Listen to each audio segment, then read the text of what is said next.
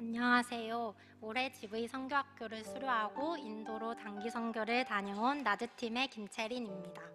3교대 근무를 하는 저에게 매주 토요일 오전 선교학교를 참석해야 하는 것은 큰 도전이었습니다. 밤샘 근무를 마치고 곧바로 강의를 듣기 위해 교회에 와야 하는 날이 많아 체력적으로도 부담되었습니다. 하지만 마음을 정하고 그 시간을 하나님의 마음을 배우고 알기 위해 내어드릴 때에 하나님께서 기쁨을 넘치게 부어주셨습니다. 선교학교 일과 내용 중 창세기 12장의 말씀, 땅의 모든 족속에게 복이 되기 위해 복이 되게 하신다는 약속이 마음에 깊이 박혔습니다. 사람이 선교하기 이전에 약속을 하신 주체이신 하나님께서 선교하신다는 사실이 듣고 읽는 모든 말씀 가운데에 선명하게 다가왔습니다. 선교학교 기간 중 거주 중인 집이 임대인과의 계약상에 큰 문제가 있었고 또 건강이 악화되어 입원 치료를 받기도 했습니다. 하지만 이런 어려움 안에서 아브라함에게 말씀하신 하나님, 다른 사람의 하나님이 아닌 나의 하나님을 만날 수 있었고 더욱더 순전한 마음으로 입술의 고백과 삶의 예배를 드릴 수 있게 되었습니다. 저희 팀 이름은 나드입니다. 매우 값진 향유, 곧 순전한 나드 한 옥합을 깨뜨려 예수님의 머리에 부었던 일을 기억하고 묵상하며 하나님께 나의 존재를 깨뜨려 드리고 싶다는 기도로 인도 선교를 준비해 갔습니다.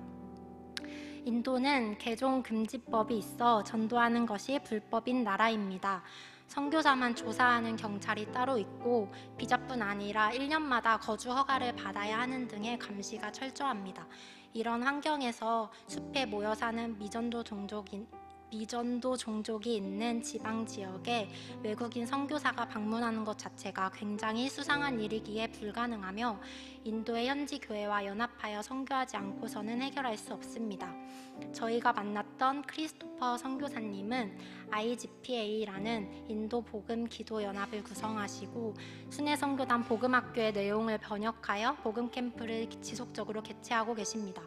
현재 캠프는 19기까지 진행되었고 복음 캠프를 수료한 현지 목사님들께서는 교통비와 사례비를 일절 받지 않으시고 통역 등으로 캠프를 섬기고 계십니다. 저희는 그중 3분의 현지 목사님을 만나 교회의 상황과 사역에 대한 이야기들을 들을 수 있었습니다. 저는 오늘 그 이야기들을 나누고 싶습니다.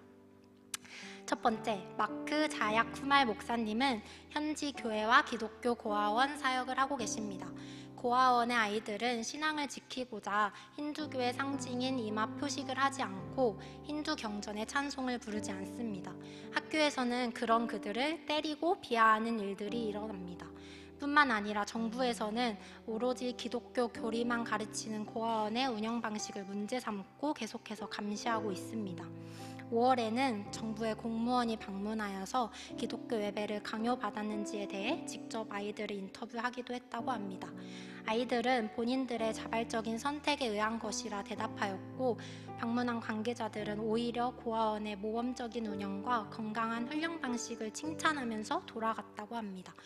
저희를 밝은 미소로 환영해주던 아이들의 모습 이면에 이러한 어려움과 핍박을 이겨내며 믿음을 지켜가고 있다는 사실에 깊이 감동했습니다.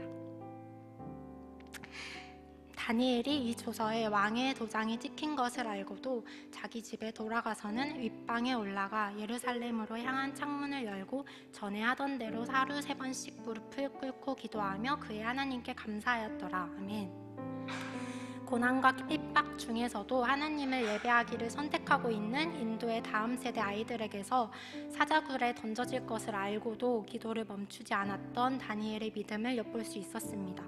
또한 저의 일상에 이러한 믿음의 돌파가 있는지 생각해보게 되었습니다. 두 번째, BJ 쿠말 목사님을 방문했습니다. 인도의 RSS라는 힌두 청년 당원들은 힌두교의 다른 종교는 국가 분열의 원인이라고 나름대로의 정당성을 주장하며 탄압한다고 합니다. 절반 가까이 되는 성도들이 목사님께서 그들에 의해 탄압을 당하는 모습을 보고 믿음을 포기했다고 합니다. 이러한 어려운 상황 속에서도 목사님은 미전도 전도 지역에 30명의 사역자를 파송하겠다는 구체적인 비전을 갖고 계셨습니다. 눈앞에 어려운 상황에 시선을 두지 않고 하나님의 마음이 있는 곳에 마음과 열정을 쏟으시는 모습에 감동했습니다. 세 번째, 뷰노시 목사님을 만났습니다. 목사님은 복음화율이 비교적 높은 고향을 떠나서 벵갈루 시내에서는 조금 거리가 있는 외곽 지역의 교회를 개척하셨습니다. 벵갈루의 비싼 물가로 사역하는 데 어려움이 있고 고향에 계신 부모님의 건강 악화 등의 이유로 벵갈루에서의 사역을 지속하는 것에 대해 고민이 많으셨다고 합니다. 그럼에도 예수님이 필요한 한 영혼이 있다면 높은 임대료를 지불하더라도 더 편하고 나은 삶이 아닌 하나님께 드리는 삶을 바라시고 또 그렇게 살아내고 계셨습니다. 하나님의 일하심을 전혀 기대할 수 없을 것 같았던 인도 땅에서 자신의 삶을 하나님께 순전한 나드로 드리며 하나님의 선교에 동참하며 살고 있는 분들을 만나게 하셨습니다. 저는 이 시간을 지나며 새로운 믿음의 돌파로 더욱 순전하게 되고 싶다는 열망이 생겼습니다. 인도에서 일상으로 돌아온 후의 저의 삶은 이전과 같은 생활의 모습입니다. 사실 아직까지도 어떠한 영역에서 믿음의 돌파를 해야 할지 고민하고 있습니다. 하지만 하나님께서 말씀하실 때 기쁨으로 순종하고 싶은 열망이 생겼습니다. 인도에서 하나님께 나드가 되어진 자들을 만나게 하시고 믿음으로 살아갈 용기와 담대함을 주신 하나님께 모든 감사와 찬송을 올려드립니다. 감사합니다.